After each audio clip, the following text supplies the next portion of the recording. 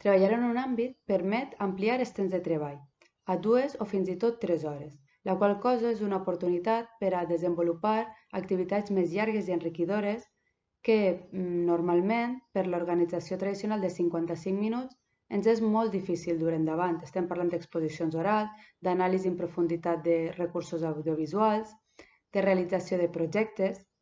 Altra qüestió que permeten els àmbits és fusionar les matèries previstes en la normativa. En el cas de l'àmbit sociolingüístic estaríem parlant de les llengües, valencià i castellà i altres que vulguin afegir-se i les ciències socials, i en el cas de l'àmbit científic-tecnològic parlaríem de les matèries de matemàtiques, tecnologia i biologia i geologia per a primer de l'ESO, i en el cas de segon, biologia i geologia canviaria per física i química. A més, els àmbits ens permeten treballar en la codocència.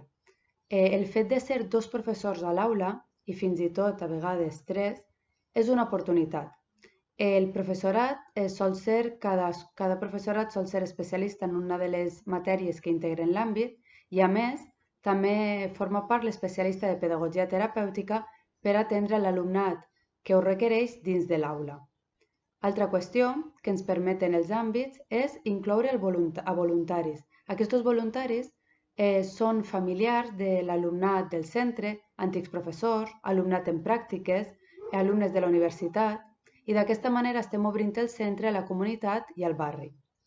A més, el treball per àmbits ens permet caminar cap al desenvolupament de projectes i això ens permet revisar l'actual política de materials escolars.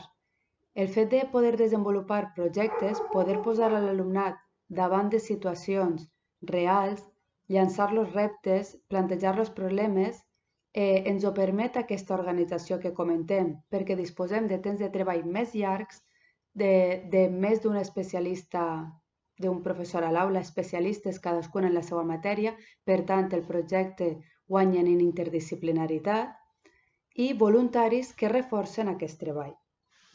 A més, una altra qüestió que hem de destacar dins dels àmbits és que és necessària una organització i una major coordinació per part del professorat. I això ho han de tindre en compte els centres a l'hora de realitzar els horaris. Tindre en compte de deixar aquests espais dins de l'horari per a la coordinació. I a més, cal una formació per a que el professorat es senti segur de la tasca que està desenvolupant. Formació en aquest sentit en aprenentatge cooperatiu, treball per projectes.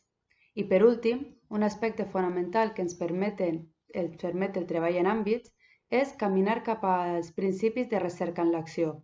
I d'aquesta manera, la nostra pràctica es converteix en objecte de reflexió i ens permet millorar les nostres pràctiques. Així que hem de dir que treballar per àmbits suposa tindre una concepció més interdisciplinar i globalitzadora de l'ensenyament.